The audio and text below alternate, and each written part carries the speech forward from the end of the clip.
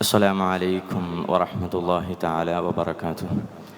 بسم الله والحمد لله، الصلاة والسلام على أشرف رسول الله وعلى آله وصحبه أجمعين، أما بعد. أعوذ بالله من الشيطان الرجيم. بسم الله الرحمن الرحيم.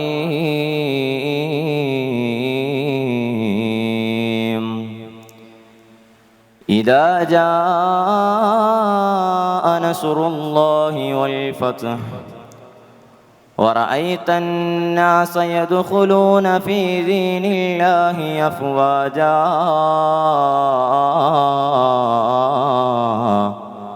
فسبح بحمد ربك واستغفره إنه كان توابا. സദഖല്ലാഹു മൗലാനൽ അലിയിൽ അളീം. ഏറ്റവും ബഹുമാനാദരവുകൾ നിറഞ്ഞ ഉസ്താദുമാർ, മറ്റു ശബ്ദം ശ്രവിക്കുന്ന പ്രിയപ്പെട്ട കൂട്ടുകാർ, സർവേശ്വരനും സർവശക്തനും സർവാധിപനും സർവോപരി സർവലോക സംരക്ഷകനുമായ അല്ലാഹു സുബ്ഹാനഹു വ തആല അവൻ്റെ വിശുദ്ധമായ ഖുർആൻ മാനവ സമൂഹത്തിനു മാർഗദർശനമായിട്ടാണ് അവതരിപ്പിച്ചിട്ടുള്ളത്. 14 നൂറ്റാണ്ടു കഴിഞ്ഞിട്ടും ഒരു വള്ളിപുള്ളി വിസർഗ വ്യതിയാന വ്യത്യാസമില്ലാതെ മാലോകർക്ക് മുഴുവനും വിസ്ഫോടനമായി വിശുദ്ധമായ ഖുർആൻ അവതരിപ്പിക്കുമ്പോൾ അതിൻ്റെ 110-ാം അധ്യായം സൂറത്തുൻ നസ്റിലൂടെ മാനവ സമൂഹത്തെ അല്ലാഹു സുബ്ഹാനഹു വ തആല ഉത്ബോധിപ്പിക്കുകയാണ്.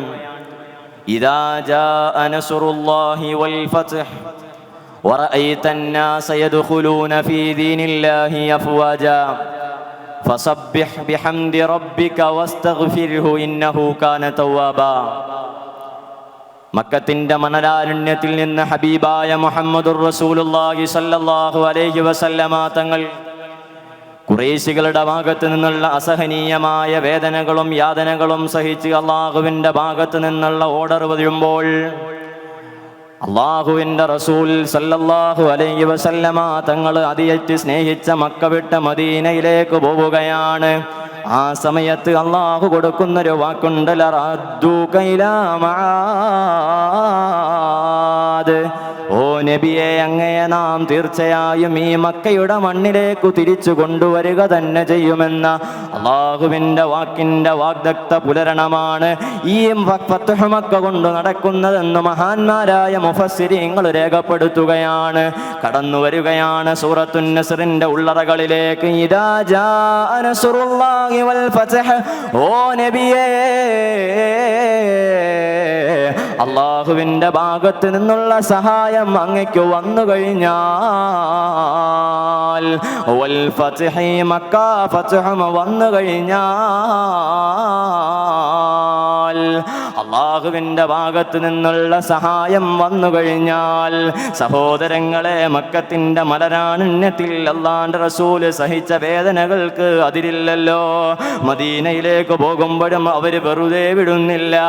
അല്ലാഹുവിൻ്റെ റസൂലിനെ പിന്നാലെ കൂടി ആക്രമിക്കുന്ന ഖുറൈശികൾക്ക് അല്ലാഹുവിൻ്റെ റസൂൽ കൊടുക്കുന്ന ഏറ്റവും വലിയ മറുപടിയാണ് മക്ക ഫത്ഹ്.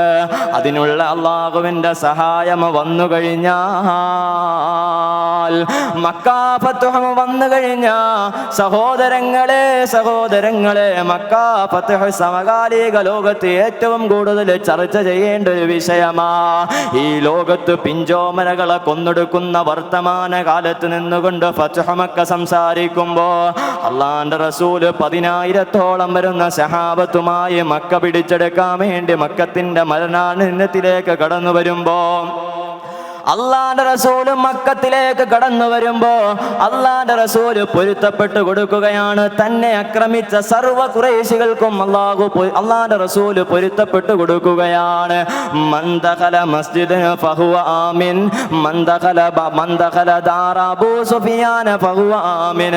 അബൂ സുഫിയാന്റെ വീട്ടിൽ അഭയം പ്രാപിച്ചവന് നിർഭയമുണ്ട്, മസ്ജിദിൽ അഭയം പ്രാപിച്ചവന് നിർഭയമുണ്ടെന്ന് അള്ളാന്റെ റസൂല് ലോകത്തെ ആ മക്ക ഫതഹില് അല്ലാഹുവിന്റെ റസൂൽ സർവ്വ ആളുകൾക്കും പൊരുത്തപ്പെട്ടു കൊടുക്കുമ്പോ സഹോദരങ്ങളെ, ഈ കാലത്ത് ഏറ്റവും കൂടുതൽ ചർച്ച ചെയ്യേണ്ട വിഷയമാണ് ഫത്ഹു മക്ക. കടന്നു പോവുകയാണ് അടുത്ത ആയത്തിലേക്ക്.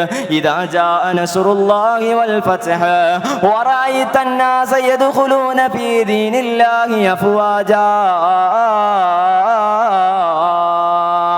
ജനങ്ങൾ കൂട്ടം കൂട്ടമായി ഇസ്ലാമിലേക്ക് വരുന്നത് അങ്ങ് കണ്ടു കഴിഞ്ഞാൽ,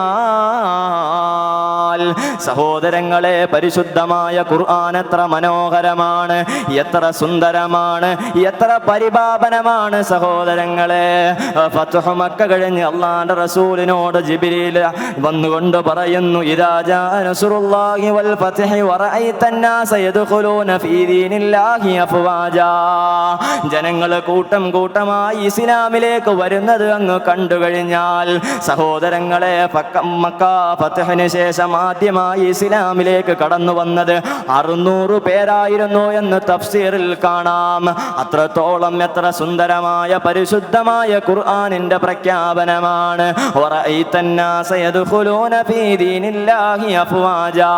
അതുവരെ 1, 2, 3 ആളുകൾ വെച്ച് ഇസ്ലാമിലേക്ക് കടന്നു വന്നിടത്തു നിന്ന് നൂറുകണക്കിന് ആയിരക്കണക്കിന് ആളുകൾ കൂട്ടം കൂട്ടമായി ഇസ്ലാമിന്റെ സുന്ദരമായ പാതയിലേക്ക് കടന്നു വന്നുപോയെങ്കിൽ, പരിശുദ്ധമായ ഖുർആനിന്റെ പ്രഖ്യാപനങ്ങൾ സുന്ദരമാണ്, മനോഹരമാണ്, പരിപാവനമാണ്.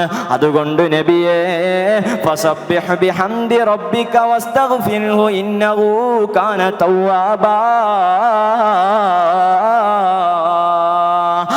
അങ്ങയുടെ റബ്ബിന് തസ്ബീഹ് ചൊല്ലണം, തഹ്മീദിനോടൊപ്പം തസ്ബീഹും ചൊല്ലണമെന്ന് പരിശുദ്ധമായ ഖുർആൻ ഉപദേശിക്കുകയാണ്.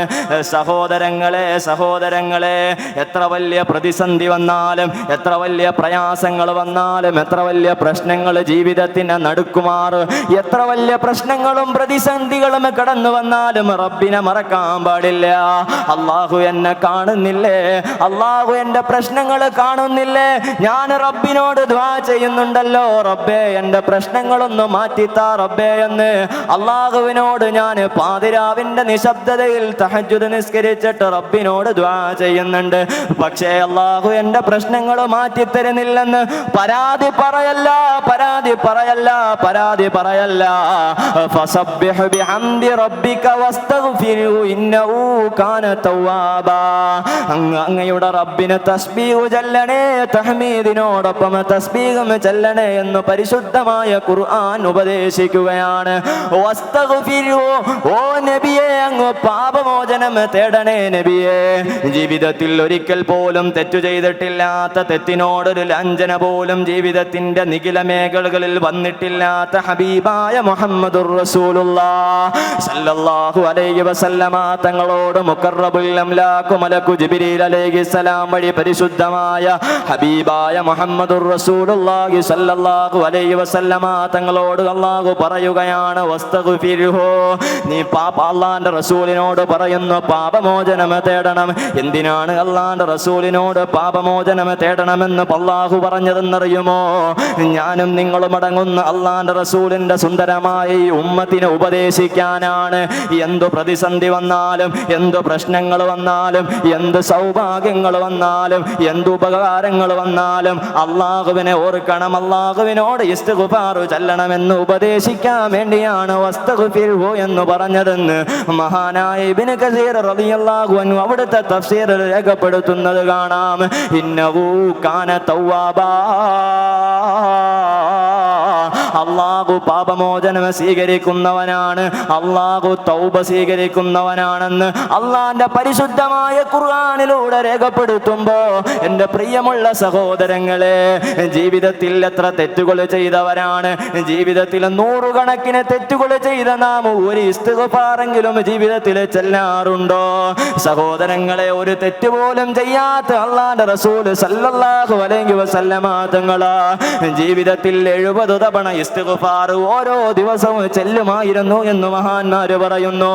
ചില മഹാന്മാർ അതിനെ തിരുത്തിക്കൊണ്ട് അല്ല 100 തവണ അല്ലാഹുവിന്റെ റസൂൽ ഓരോ ദിവസവും ഇസ്തിഗ്ഫാർ ചെല്ലുമായിരുന്നു എന്ന് പറയുമ്പോ സഹോദരങ്ങളെ, തെറ്റ് ചെയ്യാത്ത റസൂലുള്ളാഹി സ്വല്ലല്ലാഹു അലൈഹി വസല്ലമ തങ്ങളാ ദിവസവും 100 തവണ ഇസ്തിഗ്ഫാർ ചെല്ലുമ്പോ ദിവസവും 100 കണക്കിന് തെറ്റുകൾ ചെയ്തു കൂട്ടുന്ന നാം ഒരു ഇസ്തിഗ്ഫാറെങ്കിലും ചെയ്യുന്നുണ്ടോ? അല്ലാഹുവേ, പരിശുദ്ധമായ ഖുർആൻ കൊണ്ട് ഞങ്ങളുടെ ജീവിതത്തെ നീ സംശുദ്ധമാക്കി തരണേ റബ്ബേ. എത്ര മനോഹരമാണ് പരിശുദ്ധ ഖുർആൻ. മക്കാ ഫത്ഹിന് ദിവസങ്ങൾക്ക്, മാസങ്ങൾക്ക്, വർഷങ്ങൾക്ക് മുമ്പ് പറയുന്നു, നബിയെ, അങ്ങക്ക് അള്ളാന്റെ ഭാഗത്ത് നിന്നുള്ള സഹായം വന്നു കഴിഞ്ഞാൽ, മക്കാ ഫത്ഹ് വന്നു കഴിഞ്ഞാൽ, പരിശുദ്ധമായ ഇസ്ലാമിലേക്ക് ജനങ്ങൾ കൂട്ടം കൂട്ടമായി പ്രവേശിക്കുന്നത് അങ്ങ് കണ്ടു കഴിഞ്ഞാൽ അങ്ങ് ഇസ്തിഗ്ഫാർ ചൊല്ലണം, അങ്ങ് തസ്ബീഹ് ചൊല്ലണം, അങ്ങ് തഹ്മീദ് ചൊല്ലണം. എത്ര മനോഹരമാണ് അള്ളാഹുവിന്റെ പരിശുദ്ധമായ ഖുർആൻ. അതുകൊണ്ട് പരിശുദ്ധമായ ഖുർആൻ കൊണ്ട് ജീവിതം സംശുദ്ധമാക്കാൻ കഴിയണം. അള്ളാഹു സുബ്ഹാനഹു വ തആല തൗഫീഖ് നൽകി അനുഗ്രഹിക്കുമാറാകട്ടെ. അള്ളാഹു നമ്മളെല്ലാം അവന്റെ സുഖലോക സ്വർഗത്തിന്റെ സന്തോഷങ്ങൾ അനുഭവിക്കാനുള്ള വലിയ തൗഫീഖ് നൽകി അനുഗ്രഹിക്കുമാറാകട്ടെ എന്ന് ദുആ ചെയ്ത് വആഖിറു ദഅവാനാ അനിൽ ഹംദുലില്ലാഹി റബ്ബിൽ ആലമീൻ. അസ്സലാമു അലൈക്കും വറഹ്മത്തുള്ളാഹി തആല വബറകാതുഹു.